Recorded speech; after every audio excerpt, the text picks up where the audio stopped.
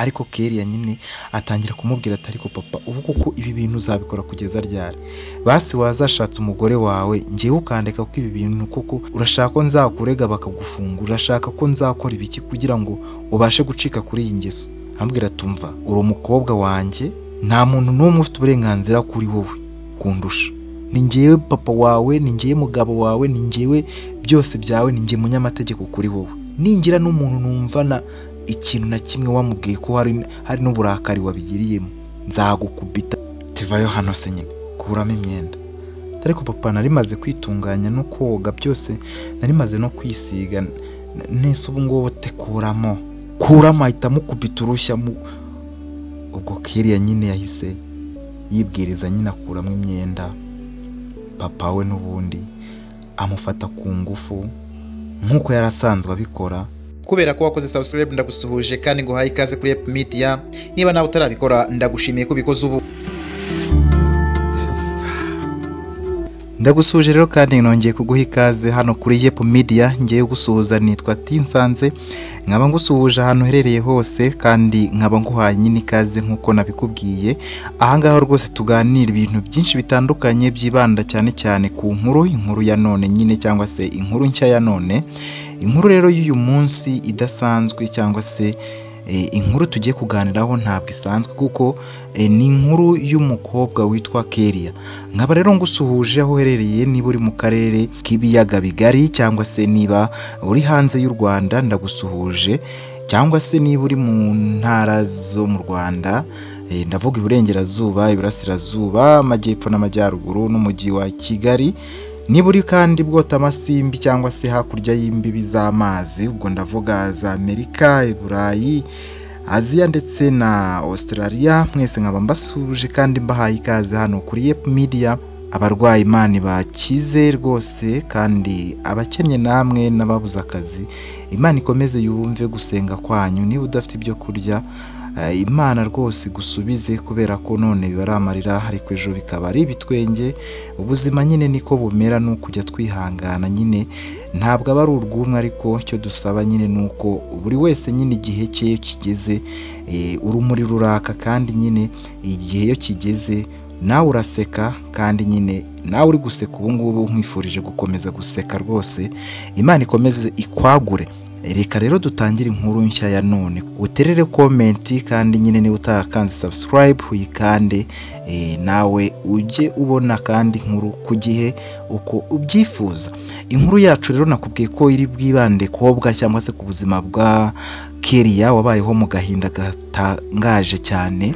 Ni agahinda gatangaje kuko Kellia ni umwana w'umukobwa w'imibiri yombi, bigaragara ko akiri mutoya, agaragara nk'umuntu mukuru ariko mu gihagararo, ariko mu by'ukuri aba ari mutoya mu isura n'uko ameze.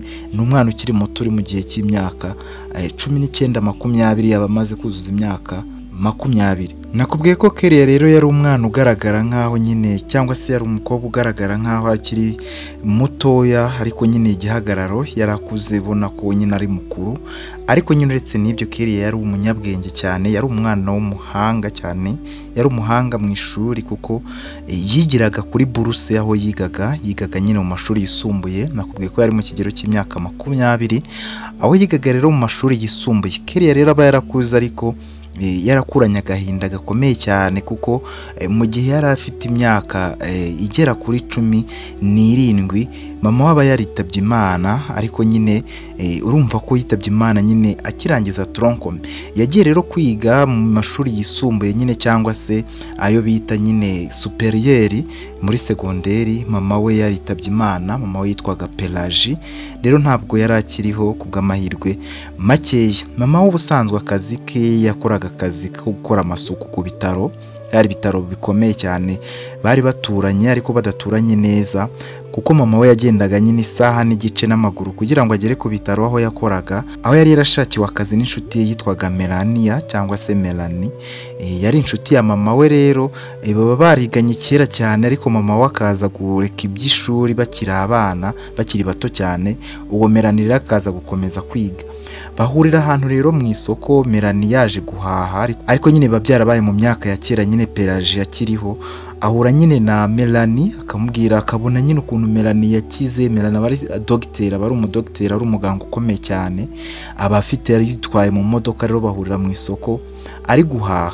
rero barahura bakibukiranya, bakibuka ukuntu biganye mu mashuri abanza kera cyane, maze Melanie nyine yareba ubuzima Pelagie abayemo ko yarabayeho, yari umukene cyane rwose, yari umumama w'umukene nyine. nibwo yamuhaye akazi, ariko icyo gihe yamuha akazi, amuhesha akazi nyine, amusabira akazi ku bitaro yavuriragaho. Kellia bari bakiri abana bato biga mu mashuri abanza batarajya no muri segonderi. rero icyo gihe urumva ko ako kazi nyine Pelagie yari yaragashakiwe cyangwa se yarakarangiwe na Melanie. uwo Pelagie yanakubwiye ko yari mama wa Kellia. mama wa Kellia rero yaje guhura n'insanganya z'impanuka, yakoze impanuka nyine ubwo yari ari kugenda bisanzwe atashye nyine avuye mu kazi, yaje gukora impanuka nyine birangira yitabye Imana mu buryo bwatunguranye cyane.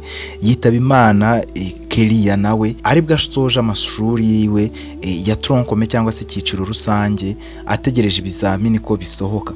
icyo gihe rero habayeho agahinda gakomeye cyane kubera kwiga kwe kwagiye gucirika. yagiye ahagarika amashuri igihe gitandukanye nyine kubera kubura amafaranga y'ishuri, ubukene, kubura amakayi y'ishuri, kuko nyine bari abakene cyane. papa wa Kellia nta kazi yagiraga, yari umuntu uri aho gutyo gusa ugenda nyine ashakisha akazi, ariko nta kazi na gake yagiraga kubera ko nta mwuga yagiraga. bari barakundanye nyine kubera ko yagiraga nyine ibiganiro byinshi cyane, azi gutereta cyane. yari yaramuteretesheje nyine injuga nyinshi no kumuganiza ko yari umugabo nyine uganira cyane, ugira utugambo twinshi kandi twiza, bituma nyine amukunda. ariko rwose nta kintu yari afite akora, nta kazi yarakoraga yagiraga, nta kintu yari afite azi, nta mwuga. mbese bari aho ari abantu b'abakene gusa bashingiye ku mafaranga mama wa Kellia cyangwa se Pelagie yabaga yagiye gukorera nyine aho yakoraga ku bitaro. urumva rero byaje kugenda nabi, arapfa. yapfuye rero Kellia kubw'amahirwe nyine yasigaye ari imfubyi, ariko abona buruse, yabonye buruse imujyana kwiga ku kigo cyiza.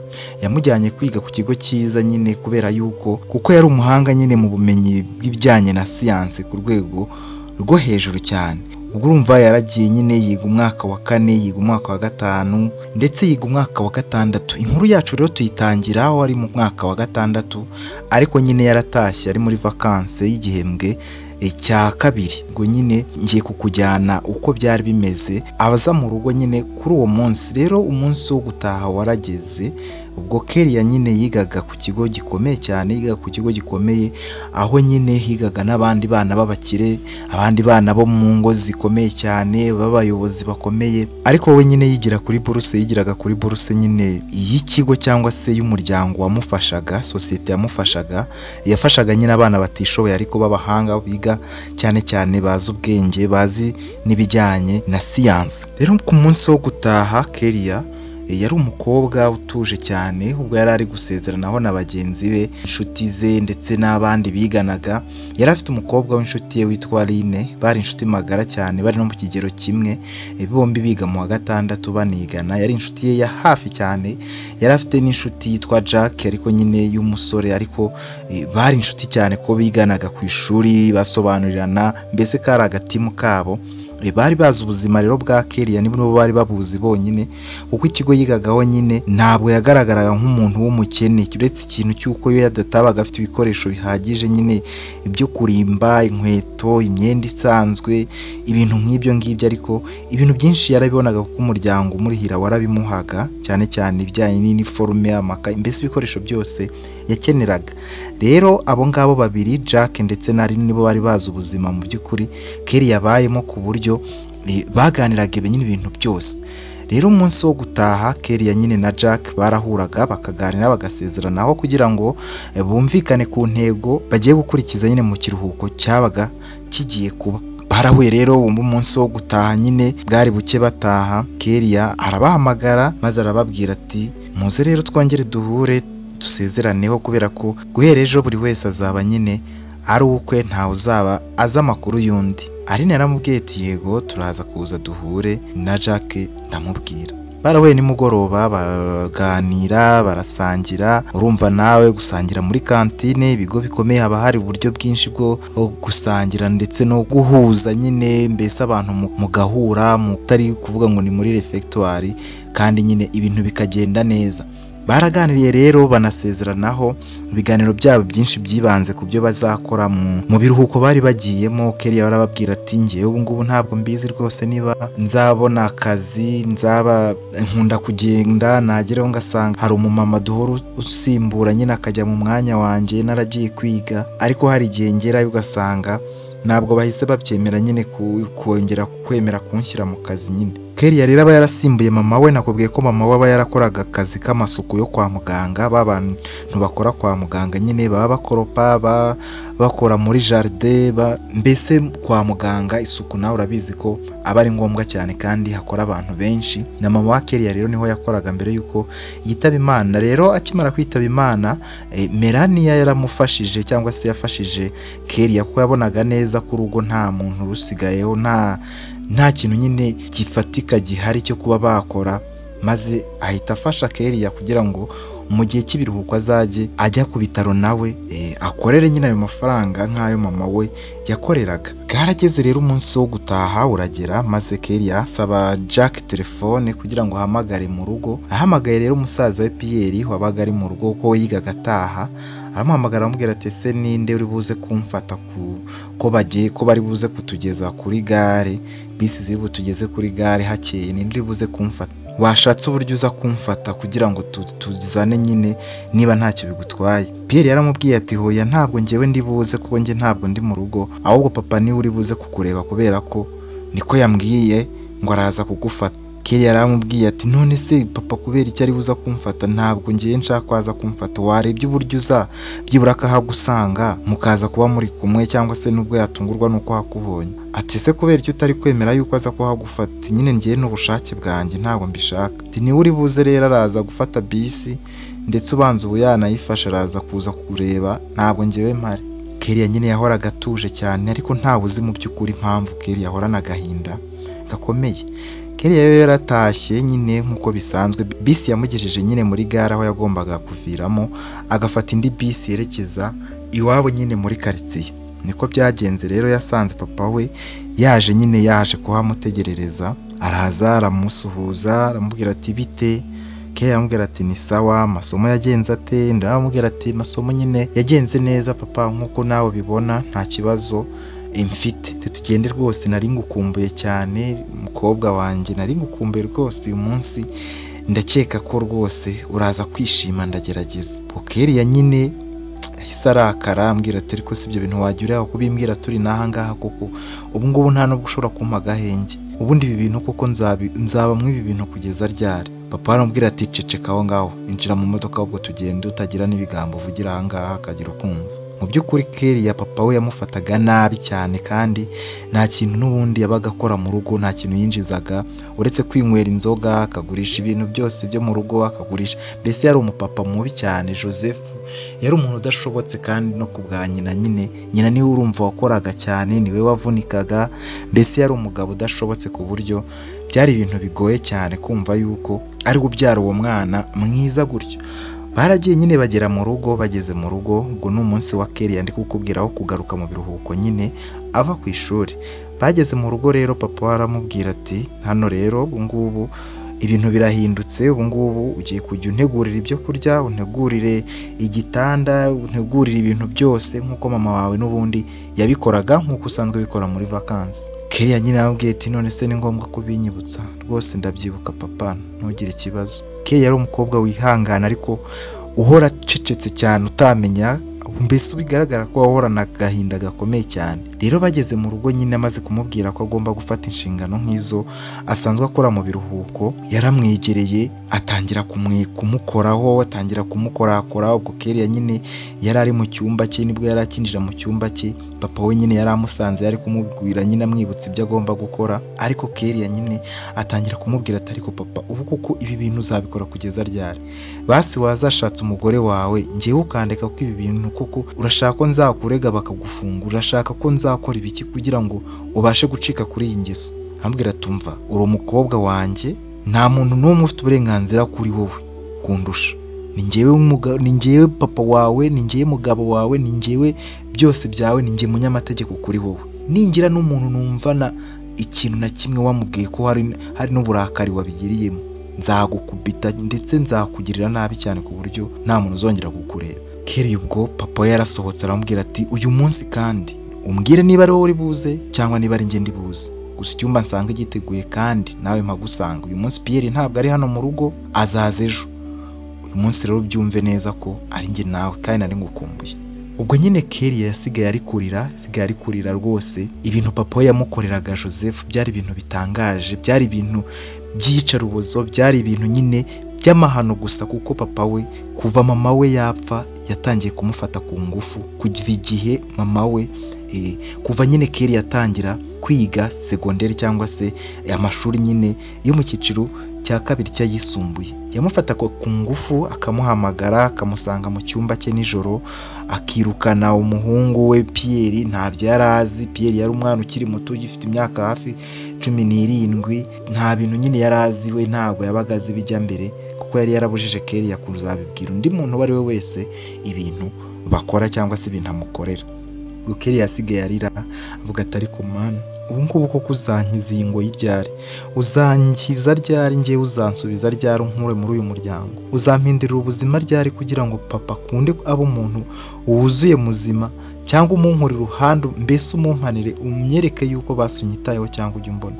Ubu ni njyewe nzaguma mwaka gahinda gakomeye gatya, ni njyewe nzahora nakira neza ukuba papa ari umuhombyi, ni njyewe nzakira neza ubukene, nzagira gukora imirimo, nzagira gukora ibi bintu byose ndi umwana, nabitangiye ndi umwana. Mana wazamfashije nanjye nkaba umuntu muzima ukanye muri ibibazo. Kelly yari wahoraga asenga, ariko nyine ahanini yasengaga agira ngo Imana imukize ingoyi y'umubyeyi we wamuhoraga amuhagata, amufata ku ngufu, amukubita, amufata nabi ku rwego rwo hejuru, ku buryo nyine byari bigoye cyane kubyihanganira. Kelly rero yari umukobwa nyine uri aho utuje, nabikubwiye cyane, ku buryo byari bigoye rwose kumenya ikintu ari gutekereza. Yaragendaga rero akabyuka mu gitondo, ubwo urumva yatangiye nyine ka kazi kiwe, yagendaga nyine isaha n'igice nk'uko mama we Pelagie n'ubundi yabikoraga kera, akajya nyine ku bitaro gukora amasuku.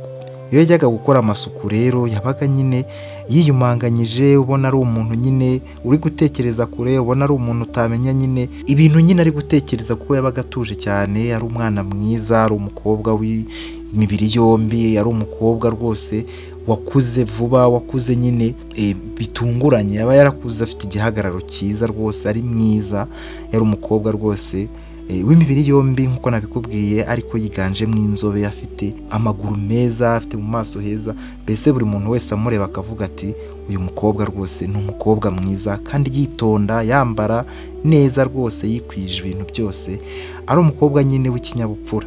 Rero umunsi umwe yari ari gutaha nyine, atashye ahura n'umumama, aramubwira ati bite Kelly? Ati ni sawa. Nese ko mbona tuje cyane, ko mbona ucecetse cyane, udaherutse kuza kudusura, byagenze bite? Ati nyine ti mama Adoro, rwose papa yambujije kuzajya iwanyu kubera ko nyine ntabwo yabikunze ko twari inshuti na Adolphe, byabaye ibintu nyine byinshi, niyo mpamvu nyine ntakiza mu rugo. None se Adolphe muraherukana? Oya ntabwo duherukana, nyine papa yambujije kongera kuvugana nawe, rero byabaye ngombwa ko nyine mbyihorera kuko nyine byari bigiye kuzamugaza, byari kumerera nabi. Narabyihoreye na Adolphe, narabimusabye kandi nyine yarabyemeye, yarabyumvise, twarabivuganye. Niyo mpamvu ndaherutse rero kuza mu rugo iwanyu. Nese ubu uzi ko Adolphe arwaye ameze nabi? Oya. Nese yafashwe ryari? Adolphe yafashwe ryari? Amaze ibyumweru 2 arwaye, ari kwa muganga. Ubu ngubu n'ubu mvuye kumugemurira.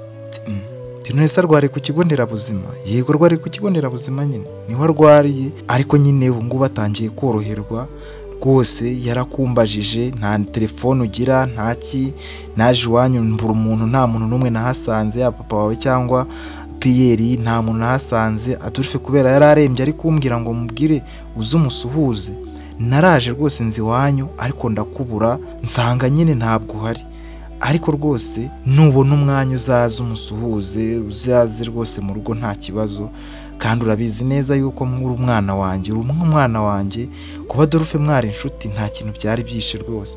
Ntabwo ari byiza rero kuba wamutererana kuri yarwaye. Ntabwo rwose nabimenyerega ko arwaye mama Doro, ntabwo nabimenye.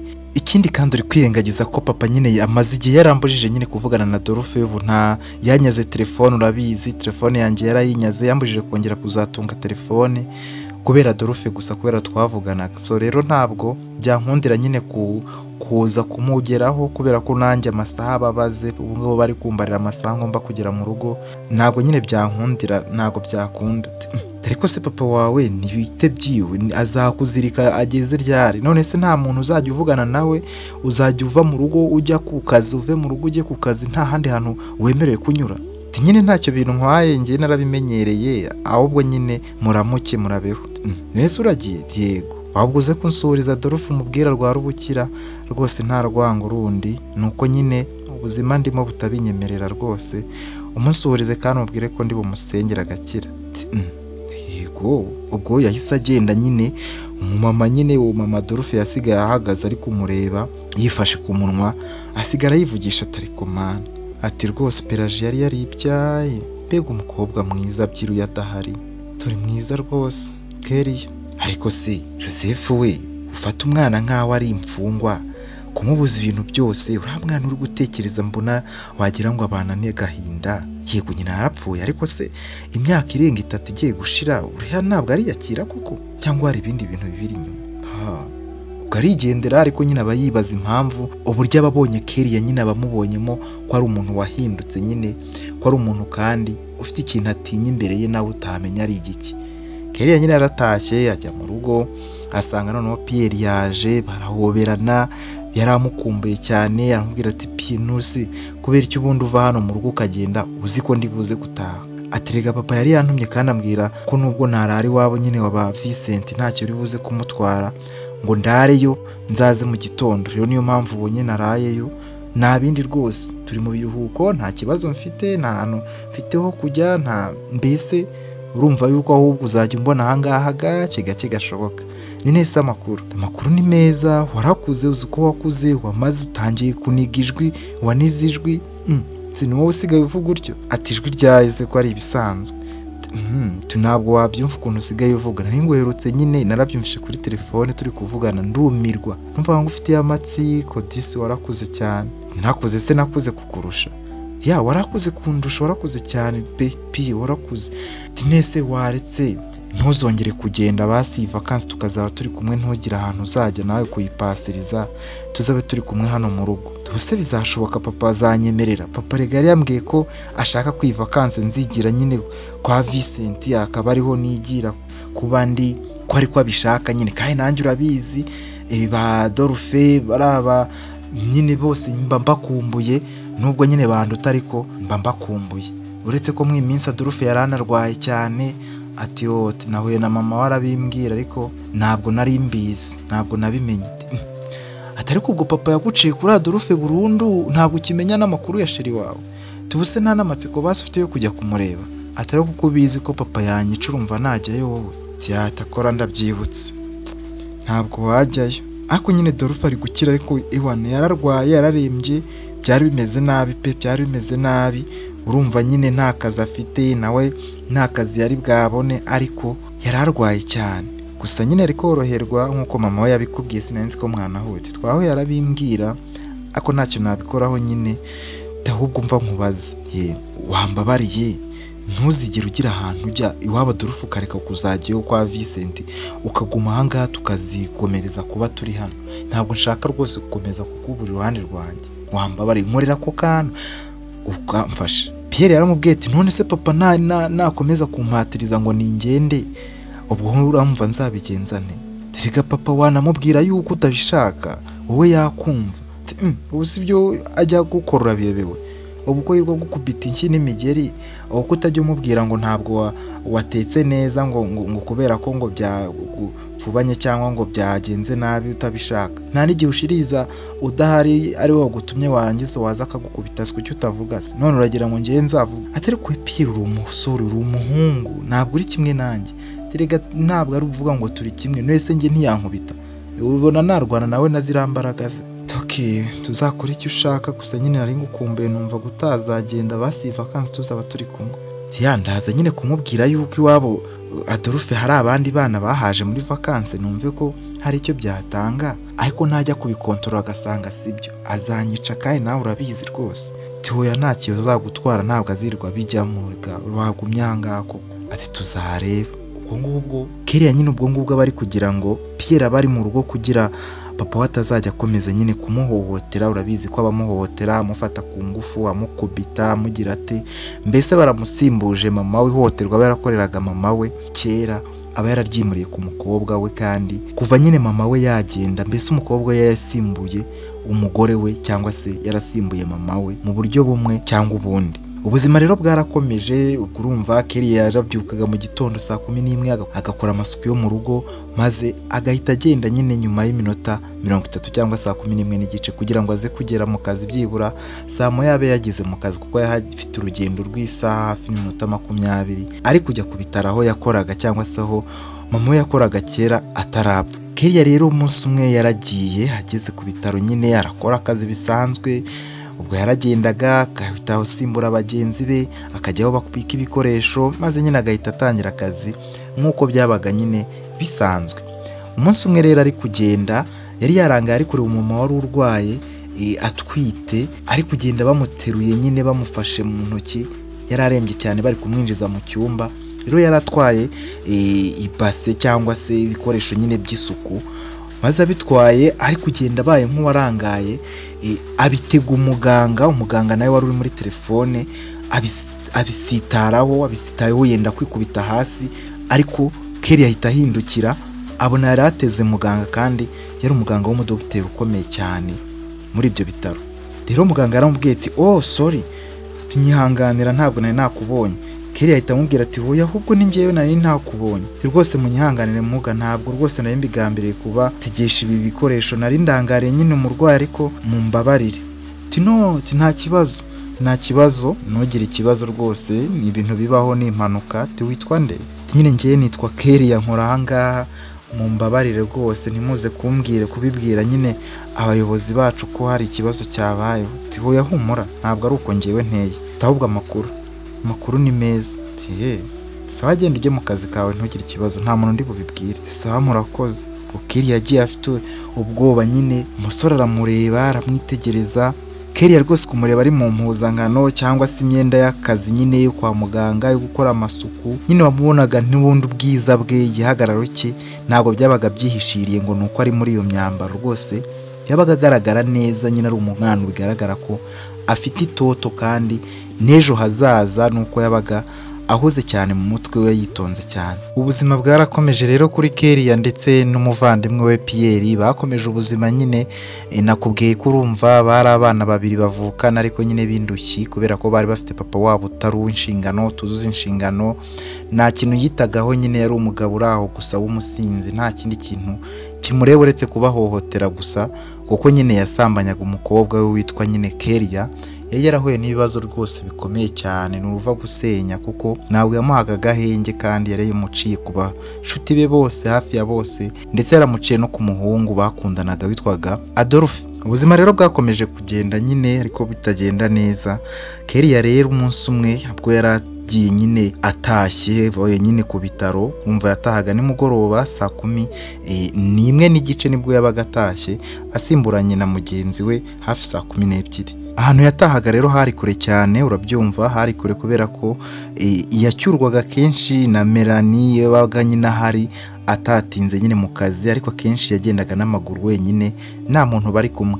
Rero ubwo yari ari mu nzira agenda, urumva umuntu uri kugenda nimugoroba agenda wenyine, umwana w'umukobwa mwiza nk'uko yabaga ameze, nk'uko yagaragaraga, byari ibintu nyine bigoreka buri wese abibona ko nyine ari kugaragara mu muhanda, kandi nta muntu n'umwe baga bari kumwe, baga ari kwigendana wenyine. Iruhande rwe rero haparitse imodoka, ubwo yari ari kugenda nyine atashye ari kwihuta cyane.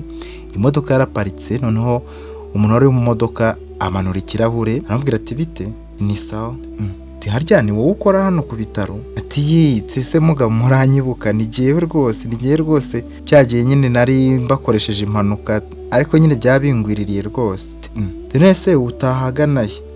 ngiye nta hirya kure rwose ntabwo ubwo se ni ngombwa, ni kure pe, ni kure ariko ni hafi ku bijyanye n'uko ngenzi kwihuta cyane. Ndetse wabyitaho ngo uje mu modoka tukajyana wenda nkakugabanyiriza urugendo?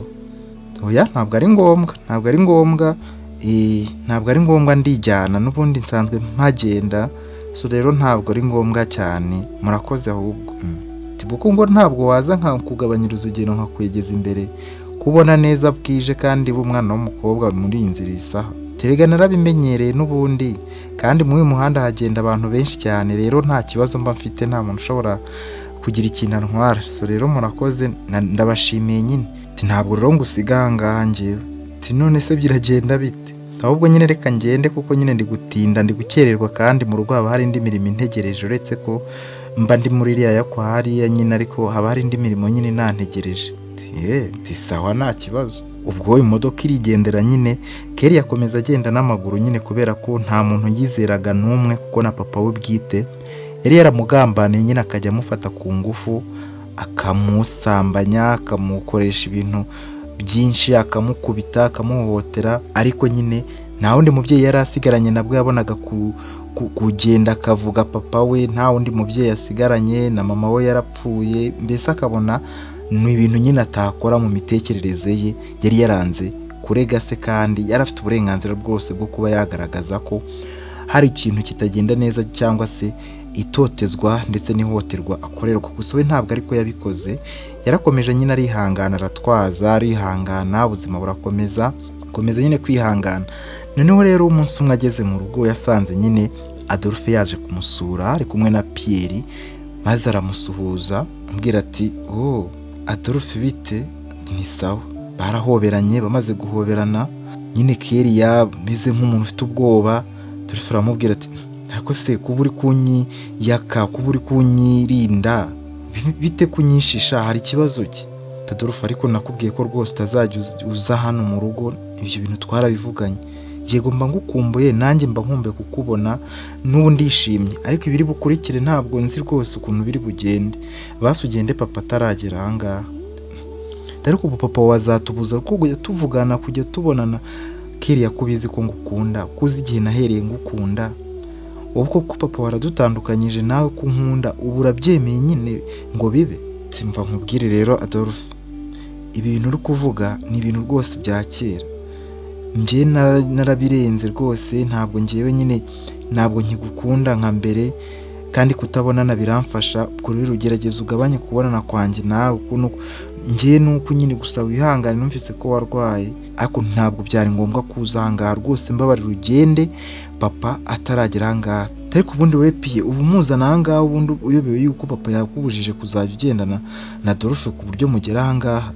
Ariko njye Adolphe ni inshuti yanjye, rero ese kugera aha ngaha bibatwaye iki? Ko na papa hari nabimubwira, ndagusabye rero, ntabwo nshaka kuzongera kubona Adolphe muzana aha ngaha. Adolphe please, niba warigeze unankundaho, mbabarira undeke utahe, mbabarira utahe. Yego sinjye nakuzanye, ariko taha uva ngaha, papa atagusanga akakeka ibindi, akagira ngo njye nawe turacyakundana kandi tutagikundana. Na mama wawe narabimubwiye ko tutagikundana. Ubwo rero nta mpamvu yo guhatiriza, wakabaye wemera nyine ukagenda. Kandi mfite ibintu byinshi ngiye gukora, mfite imirimo myinshi hano integereje. Mbabarira rero wimbangamira, niba unyifuriza neza, taha rwose mu rugo uva aha ngaha. Ariko se muri iri joro uri kuntwara ngende yirarira aha ngaha? Ko Pierre twavuze ko turi buze kwirarira aha ngaha, ntabwo ndi burara aho urara, ntabwo ndi burara aho papa warara. Ufite ikibazo ki? Unsigaye se nkunukira?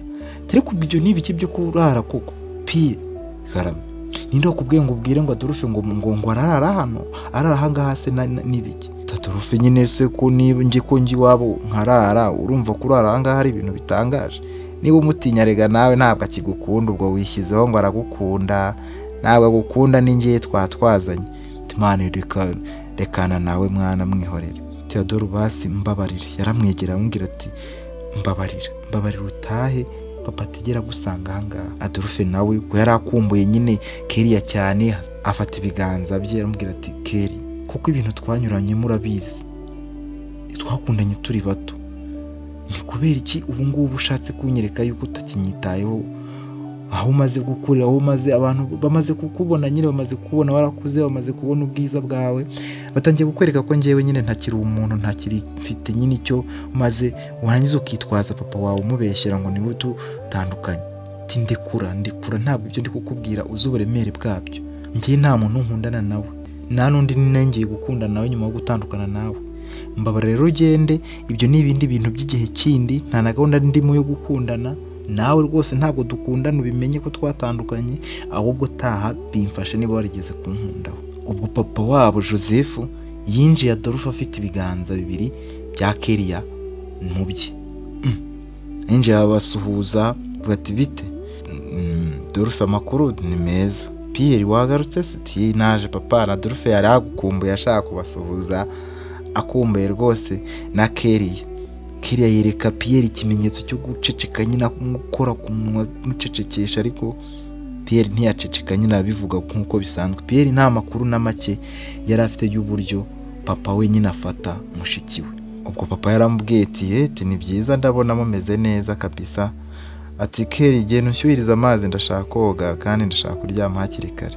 Kellia yahise nyine agenda, urumva yari yiyatse Adolphe hakiri kare akibona papa we, ahita agenda nyine afata amazi ajya gushyuhiriza papa we. Ariko papa Kellia yamubwira ati none se ukuri hano uri gushaka iki wa muhungu? Ati nyine narinzanye na Pierre ituje, nanje gusuhuza na Kellia, numvise ko yaje. Ati naho ngaho se ugeze?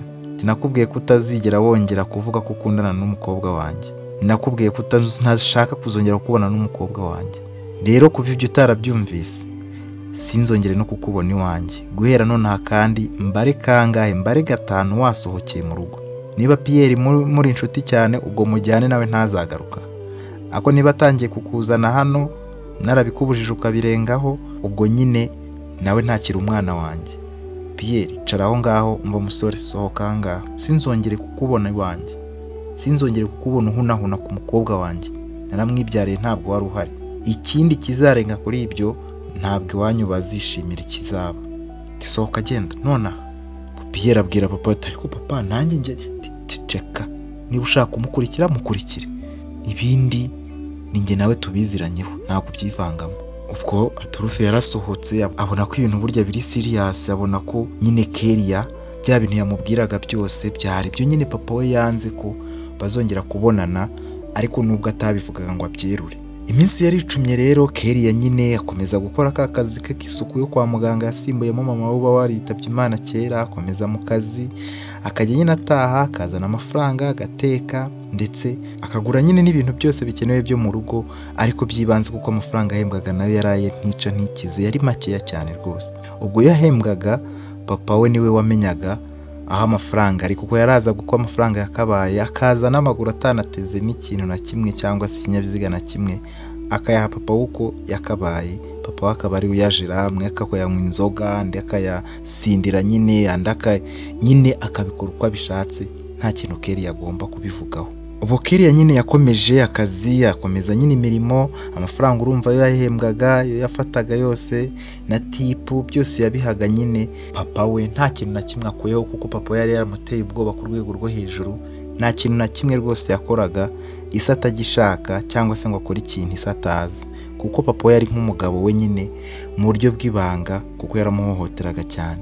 Umunsi umwe Kellia rero ubwo yari ari mu kazi nyine, yari ari kugenda nyine agiye guhindura imyenda kugira ngo atahe, bwari bwije, ari gukata ku muryango akubitana na wa muganga n'ubundi, ariko bitunguranye. Wa muganga ni umuganga wakundaga kuba ari muri telefone cyane, yari afite tablet, yari umudokiteri, yari afite tablet, yabaga ari kugenda arebamo bizamini, arebamo ibintu bitandukanye nyine nk'umuganga nyine ku bizamini babaga bafashe abarwayi.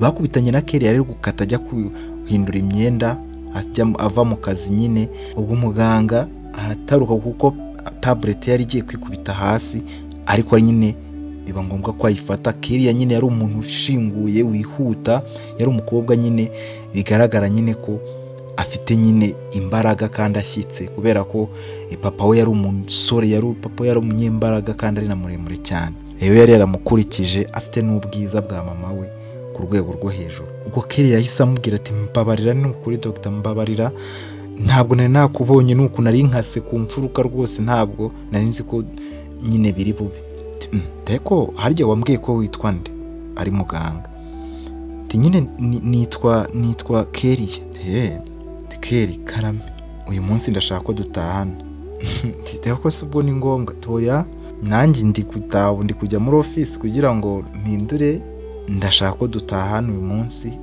ahubwo genda uhindure niba ugiye guhindura icyo nashaka kukubaza ndakikubariza mu modoka untegerereze hariya ku modoka imodoka yanjye iri hari iparitse hariya iriya y'umukara urayizi niho ndi bugusange sawa nta kibazo noneho Kelly ntabwo yari yishimiye nyine ko agiye gutahana na dogiteri ariko nta yandi mahitamo yari afite kuko ubwa mbere urabizi ko yanze ko amuha lift yagenda n'amaguru kandi nyine ubwo bwari ubwa kabiri amugonze nyine cyangwa se bahuye muganga yarangaye na Kelly yarangaye ariko Kelly kubera yishinjaga amakosa buri kintu cyose yumvaga aho ari we munyamakosa yarabyemeye nyine mu rwego rwo kugira ngo base bibe nk'imbabazi zo kumusaba kubera ko byari bibaye ku nshuro ya kabiri muganga yaragiye nyine aritunganya nyine bisanzwe afata briefcase yiwe maze arerekera nyine ku modoka ye yinjiye mu modoka tegereza ko Kelly yaza ariko Kelly yaje nyine hashize akanya gato ariko ayoberwa imodoka abanza kuyoberwa imodoka habaga haparitse imodoka nyinshi cyane byari ibitaro binini cyane bikuru hivuriza abantu batandukanye n'abanyamahanga baturutse hanze baturutse impande zose z'isi ubwo hageze nyine abura imodoka kuko izo modoka nyinshi zarasaga maze dogiteri arahaguruka ari yamubonye muri televiziyo arahaguruka ambwira ati ndi hano Kelly vayo hano ndi hano Kelly yaraje nyine yarambwira ati munyihanganire nari nayiyobewe toya nta kibazo ubwo Kelly yafungura nyine inyuma arambwira ati hoya wikicara inyuma yicara hano imbere fungura hariya wicara imbere nta kibazo ubwo arafungura imbere aricara dogiteri yatse imodoka baragenda harya iwanyu si hano muri iki cyerekezo njyewe umuhanda mpita nkusigira hariya ariko ndashaka kugenda mu muhanda ujya iwanyu nshaka kuguherekeza nshaka kutagenda n'amaguru kandi n'ejo uzambwire rwose ngutware nkugeze hafi no mu rugo nta kibazo rwose ntabwo mba ndi kwihuta mafite imodoka mu rugo ntabwo ari kure ya hano mu mujyi ntabwo rero wakaba ugenda n'amaguru ku buryo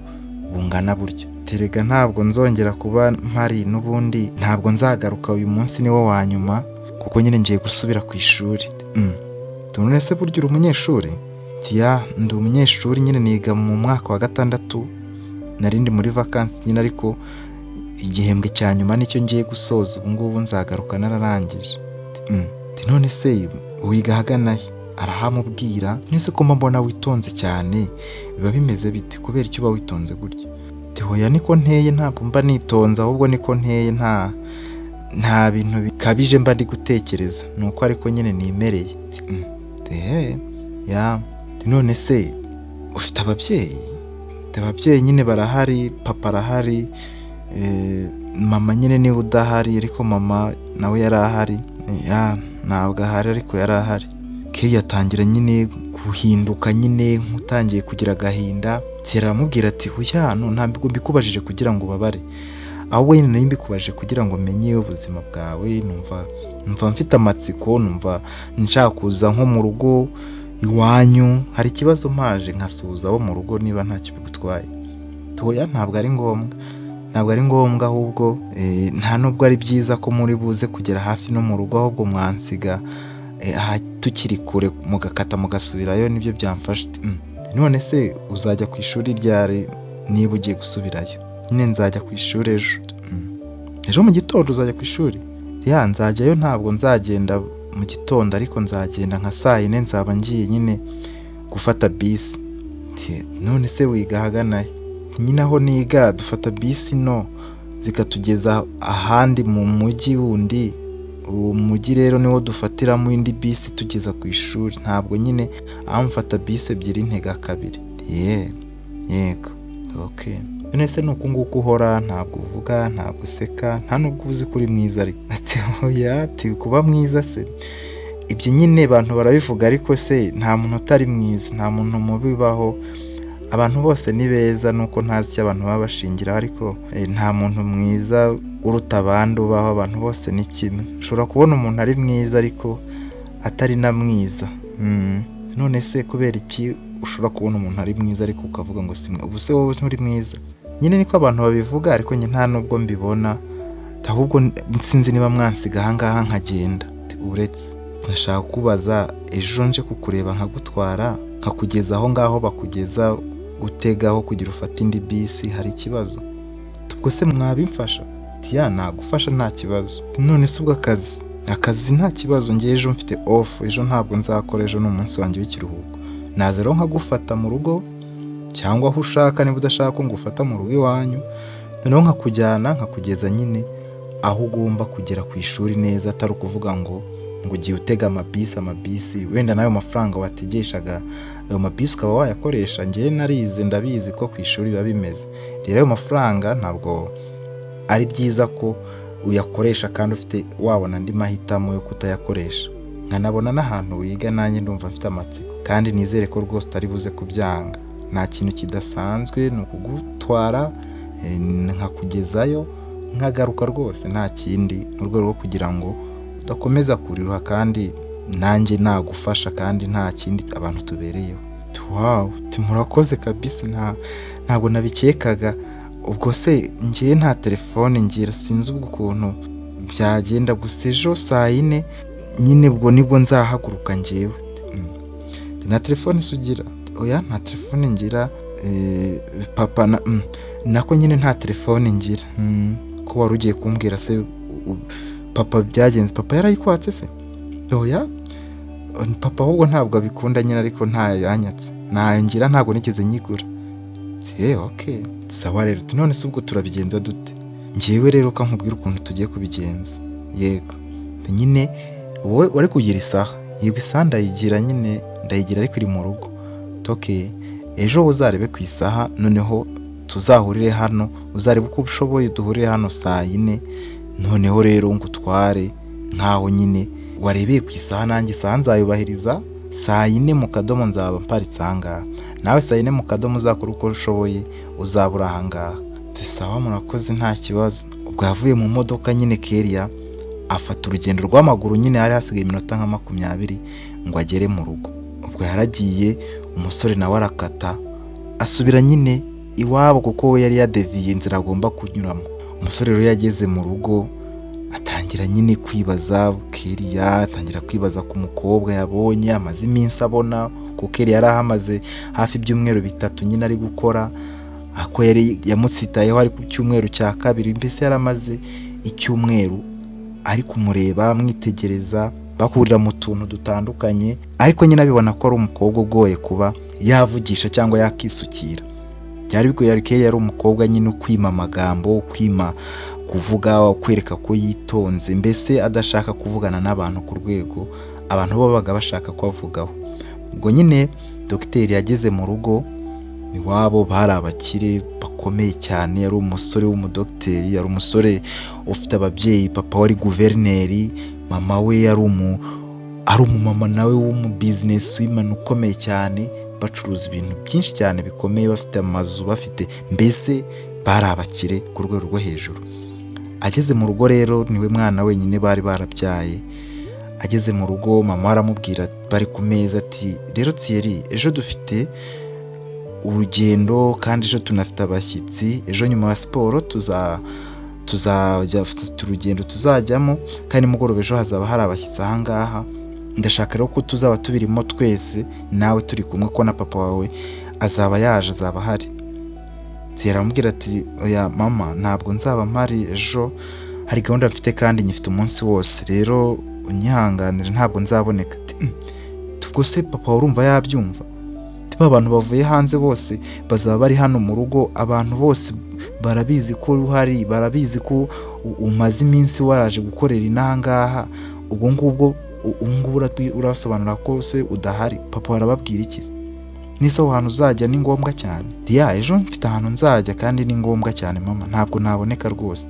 Cyakora nijoro niba bazageza nijoro ho nzaba mpari, ariko umunsi kuva mu gitondo kugeza hafi saa 1 ntabwo nzaba ndi hano. Tuzawagiye mwana we? Hari umuntu nzajya kureba twiganye kera, inshuti yanjye ya kera, kandi atuye mu mujyi wa kure, rero ibirometero birenga 40. Urumva ko ni ibintu byinshi ngomba kwitegura, kandi nkitegura ko ari urugendo rero ntabwo naboneka ejo. muranyihanganira na papa uze kubimumbwirira. Papa we yakivuga ahita yinjira ati wose ngo yaraje se, ati mumeze mute se? Ni sawa.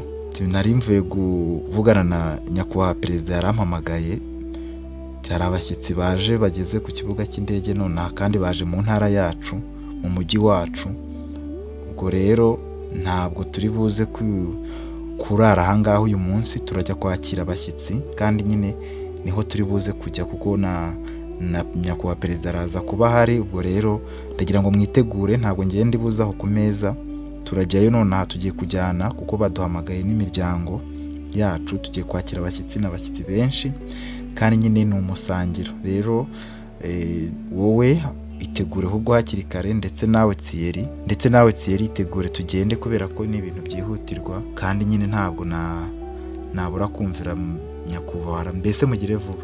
Ubwo Thierry yaramubwiye ariko papa njyewe ndananiwe, mvuye mu kazi mu kanya, ntabwo wajyana na mama, njyewe nkabanza nkaruhuka ko ejo mfite urugendo rurerure.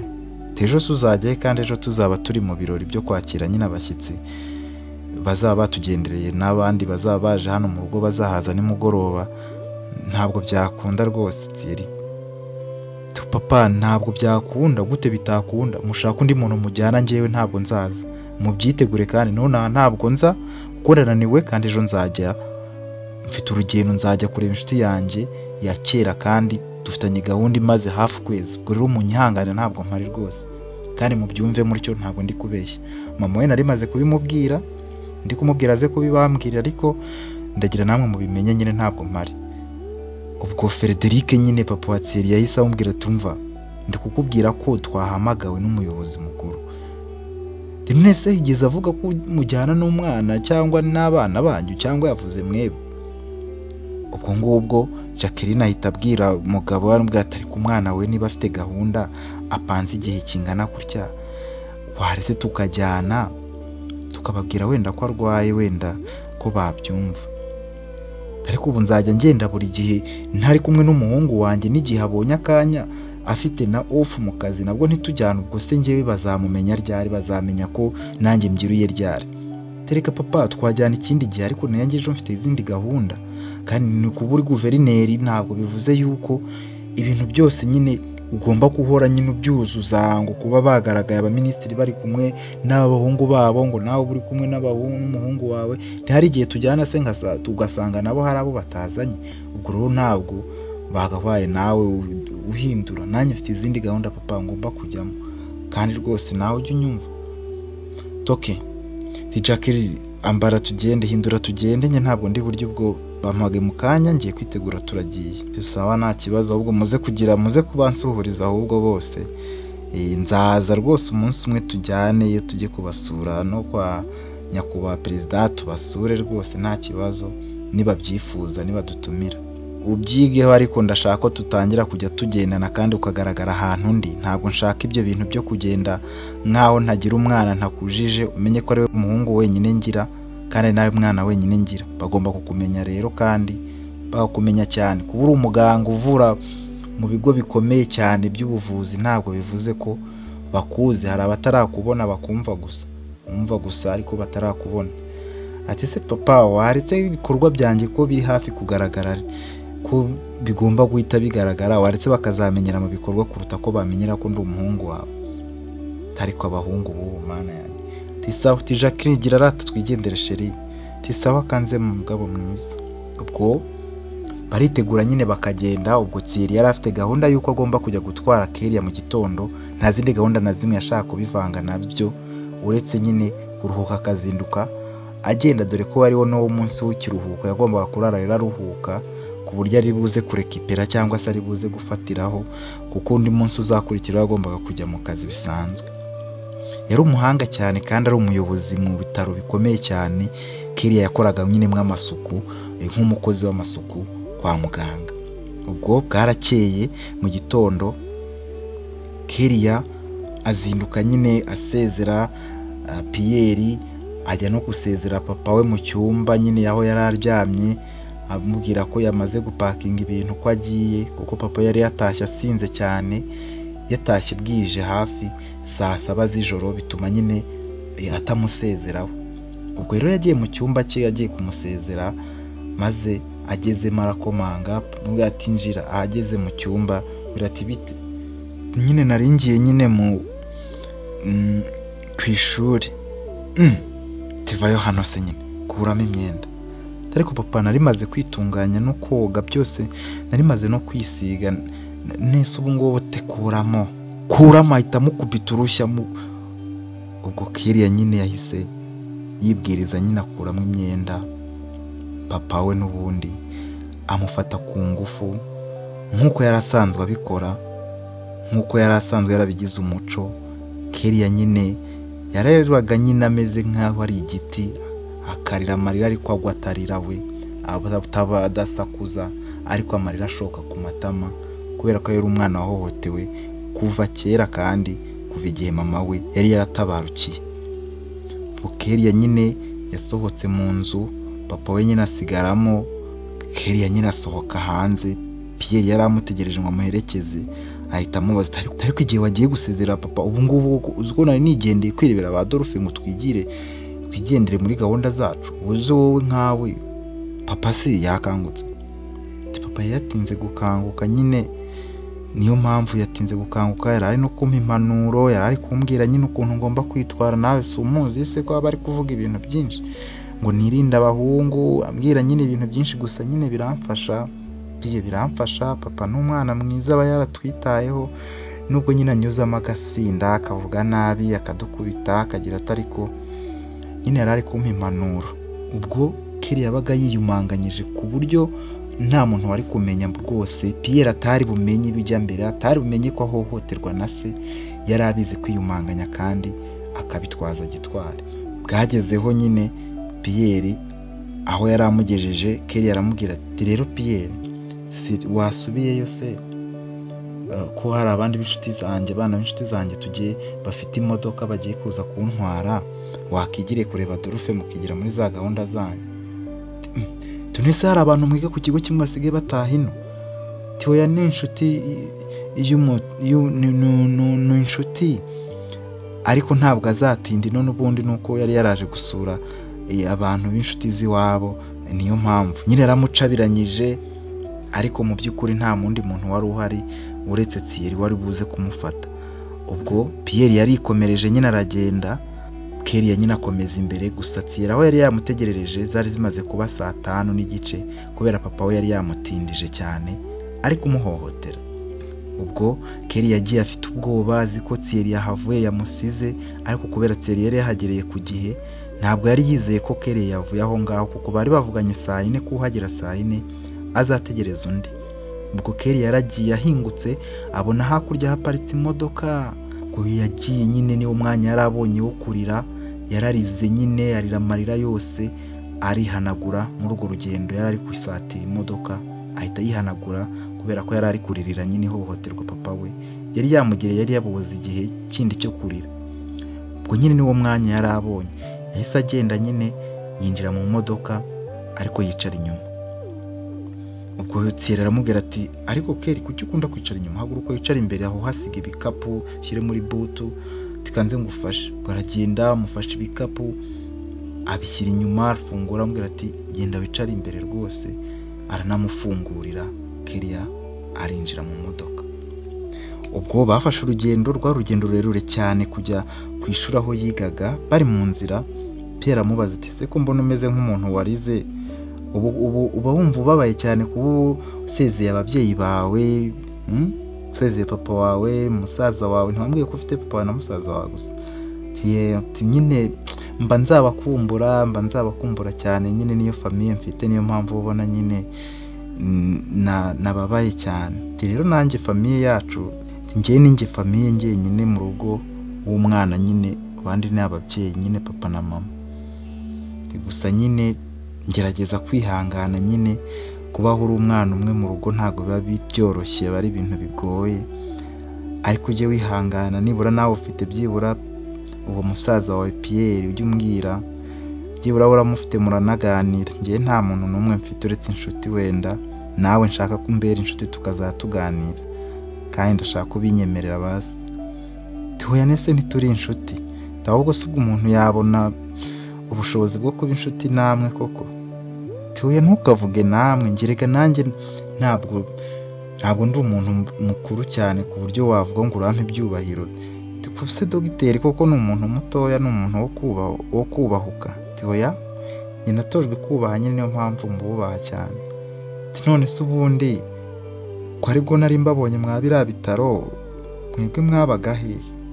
Aramubwira ati njyewe nyine nigaga hanze, ariko nyine nabanje gukorera mu bitaro byo hanze cyane cyane. Ubu nuko nje narahamagawe bitewe nuko leta yifuje ko naza nyine kuvurira kwa biriya bitaro twahuriyeho hariya ukora. Nanjye nyine niyo bwo buryo nahaje, hari abaganga ndi guhugura, hari abarwayi nabo bakomeye cyane, hari ibyuma bikomeye by'ubuvuzi naje mu gufasha mu kwigisha nyine mu guhugura. Hari ibyuma bikomeye cyane by'ubuvuzi naje kubafasha kumenya uko babikoresha, kubahugura abadogiteri bandi nyine. Niyo mpamvu ndi hano, kandi nyine ntabwo nzahatinda, ariko nyine ndahari. Nese ubwo uzahamara igihe kingana iki?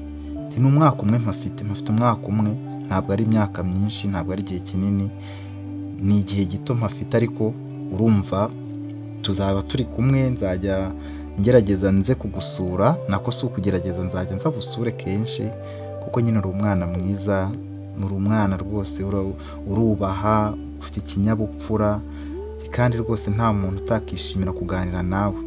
Uganira neza, uvuga neza, ufite amaso meza, mbese uri mwiza. Nubwo mbikubwira ukabyanga, ariko uri mwiza cyane Keri. So rero ndifuza nanjye kugira ubwitonzi nk'ubwawe, ariko nabanje kumenya impamvu witonda gutyo, kuko ushobora kuba witonda gutyo hari impamvu yindi itari iyo kuba witonda. Nyine njye nzi ko ari uko bimeze, nuko nisanze, nta kindi kirenze.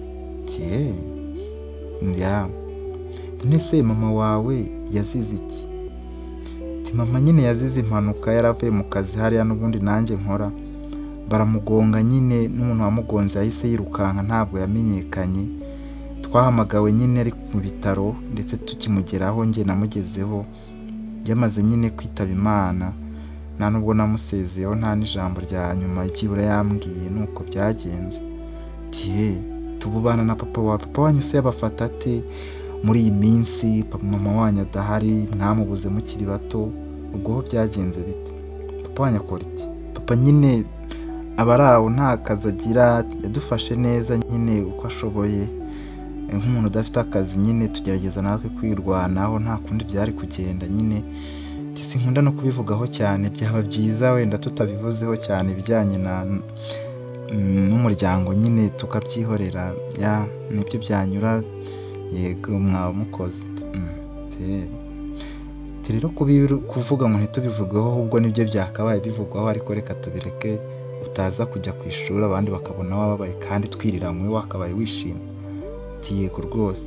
Ubwo barakomeje baragenda, Thierry yamunyuze ahantu, barasangira, babanza nyine gufata ibya saa sita, bararya nyine, bafongera bafata ibyo bagura, bagenda barya mu nzira, bashyiramo umuziki, binjira mu modoka nyine bashyiramo umuziki. Thierry agenda amuririmbira, amucurangira, mbese yamwumvise ibintu byo hanze amwe nyine, ku buryo yagize akanyamuneza noneho ku mutima we, atangira guseka, atangira kwinjoyinga nyine, amwereka yuko ari umuntu usanzwe.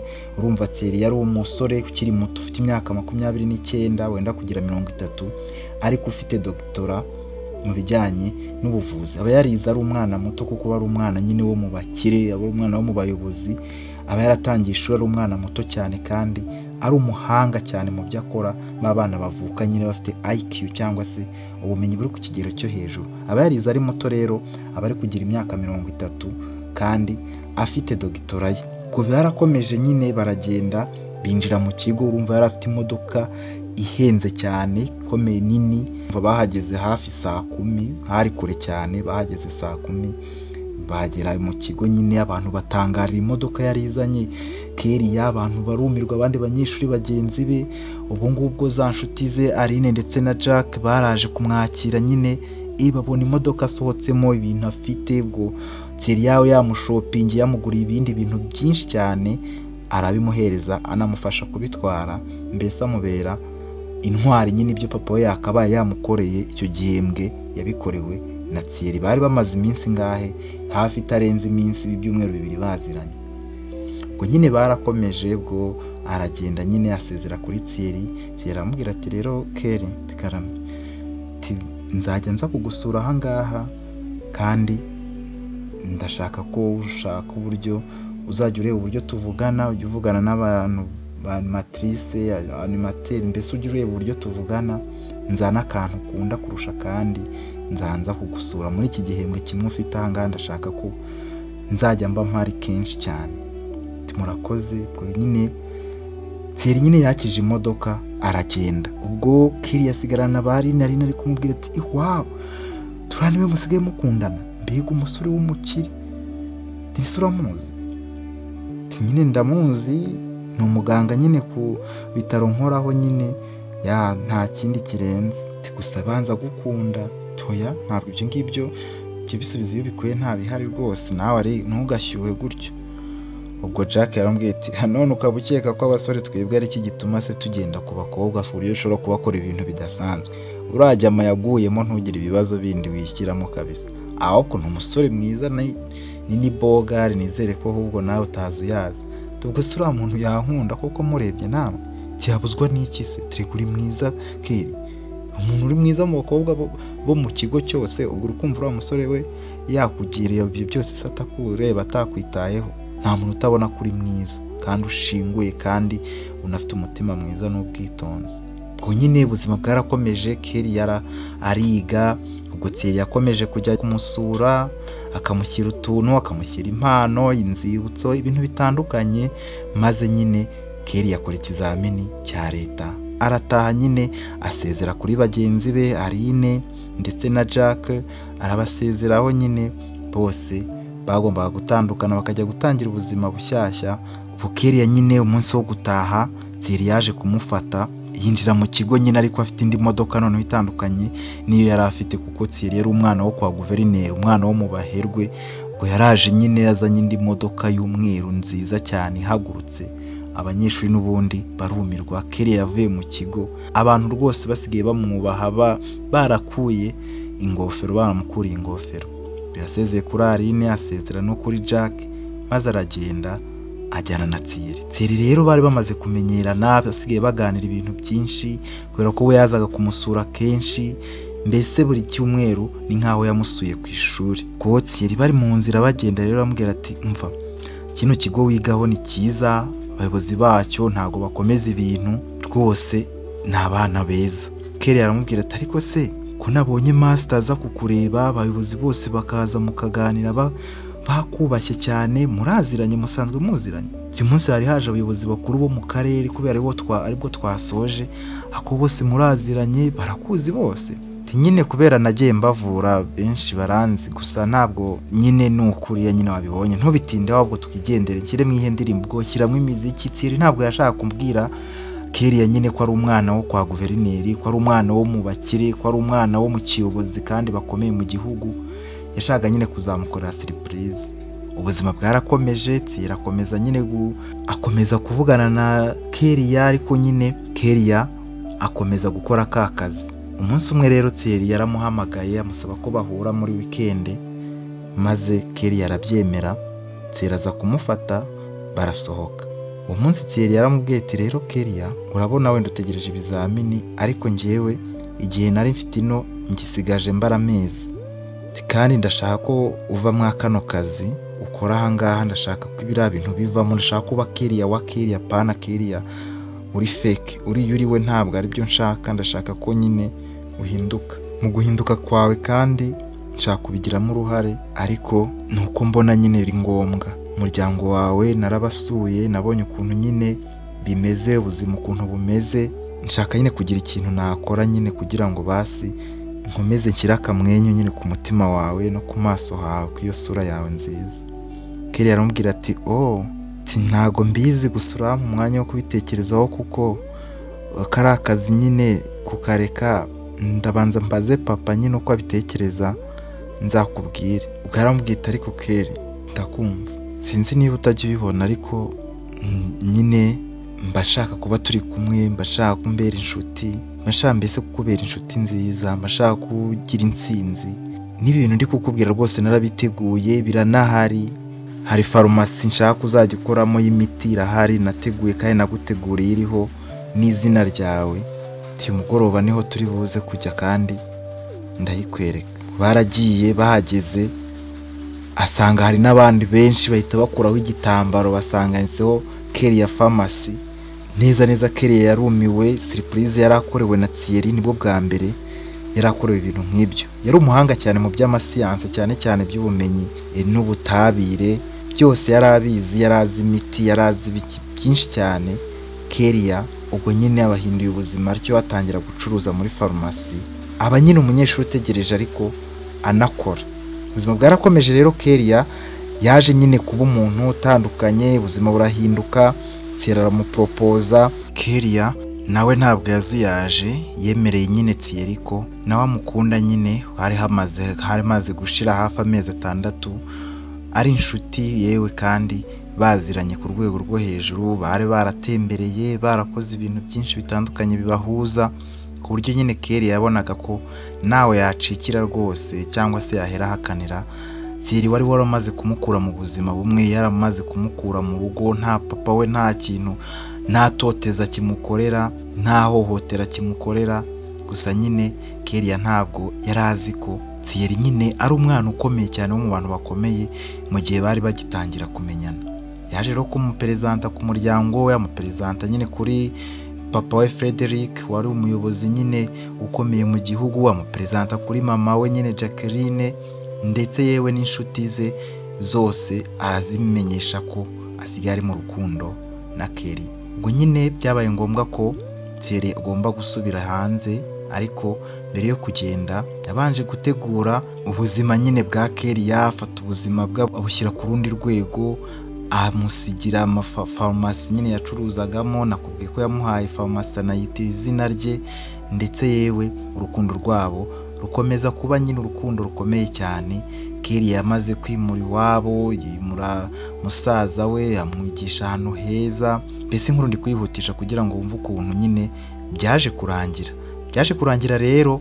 Kelia nyine papa washatse kongera, amaze kubimura nyine papa we yashatse kongera kumufata ku ngufu. Papa we rero Joseph nk'uko nyine yari yarasanzwe, amaze kwimurwa na Kelia nyine bongeye kubana ariko baba mu nzu nziza ahantu mu mujyi hafi naho farumasi nyine yo Kelia yakoreraga. Yashatse n'ubundi kumufata ku ngufu. Ashatse kumufata ku ngufu, Kelia yari kodinze ibintu byose papa we yari ari kumubwira, ubwo byose arabirikodinga. Bucya ajya kumurega. Yari yabanje kubibwira Thierry, ariko Thierry nyine aramubwira ati none se kuki waretse tukamurega? Ariko Kelia aramubwira ati tuhafite ikihe kimenyetso, se uragira ngo nkurehe ikimenyetso? Yamubwiye ko atazongera kubikora, ariko nyine maze kwimura papa we yongeye gushaka gusambanya Kelia nanone, kandi ari umukobwa we. Noneho Kelia ahita abifata nk'ikimenyetso ko Thierry yaramubwiye ati nazongera gukinisha iyo mikino uzahite nyine wegeranye ibimenyetso tumufungisha. Kelia rero niko yabigenje, ntabwo yongeye kwemera gufatwa ku ngufu nawe, ahubwo nyine ari kubimusaba. Yamushyizemo amagambo menshi, byo wankoreraga, urashaka n'ubundi gukomeza kungira umugore wawe wa kabiri hejuru ya mama, atariko ibintu twarabikoraga kandi nutabikora ibi byose nabisenya. Ibi ngibi uriya muhungu w'umukire wagufashe akakugira hasi w'umugabo wawe, ninjye mugabo wawe wa mbere, ni njyewe muntu watwaye ubusugi bwawe, ni ndi papa wawe, ndi n'umugabo wawe. Ubwo rero ugomba kubyemera, nta n'ikibazo kiri hagati yanjye nawe. Kelia yamufashe amajwi yose ari kumubwira ibyo bintu, maze ahita amwiyaka ataragira ikintu akora, kuko hari hagiye gushira hafi amezi 8 atarongera guhura nawe ku buryo yamufatirana nyine ngo amufate ku ngufu. Ako amaze kumwimura amuzanye mu nzu nziza bari barimukiyemo, nibwo nyine yashatse n'ubundi kongera gufata umukobwa we ku ngufu. Rero Kelia yarabihakanye, ahita amwiyaka nyine, ahita anamujyana mu nzego z'ubuyobozi. Nuko Joseph yafashwe ahamwa n'icyaha, afungwa imyaka 15. Nyine niyo myaka yakatiwe. Rero hashize amezi 5 Thierry yaraje aragaruka, nyine aje gutegura ubukwe we na Kelia. Bateguye ubukwe, guverineri nyine ategura ubukwe ashyingira umuhungu we. Ubukwe burataha, ubuzima bwa Kelia buhindutse gutyo. Ababanye nyine n'umuhungu wa guverineri bahuye, amusitayeho kwa muganga, ari umukozi nyine ukoropa akanakubura cyangwa se akanasukura nyine kwa muganga bimwe bisanzwe, abakunzwe n'umuhungu wa guverineri atyo baba barabanye. Nibwo rero Thierry yasabaga Kellia ko yajya gusabira papa w'imbabazi bakamugabanyiriza igihano cyangwa bakamufungura. Ubwo Kellia mbere y'uko kujya hanze nk'uko Thierry yari abimusabye ko bagomba kujya kuba hanze, yatangiye nyine gusabira papa w'imbabazi, ariko igihano cye n'ubundi cya Joseph banze kugikuraho kiguma ari cya kindi, imyaka 15 n'ubundi yayigumyeho nyine ngo abanze ayifungwe ayirangize. Kellia yari abonye byanze, we n'umugabo we Thierry bafashe urugendo nyine burira indege bigira kuba hanze, n'ubu ngubu niho bibera.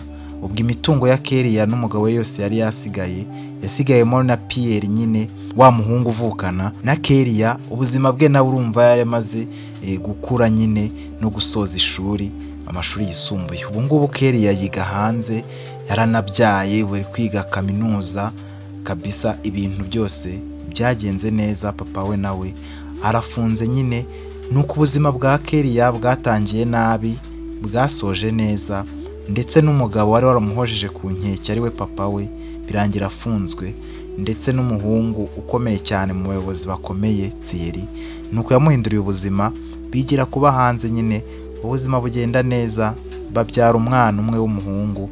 Kellia ahita asubira kwiga, ubu bamaze rwose imyaka 3 babana kandi bameze neza.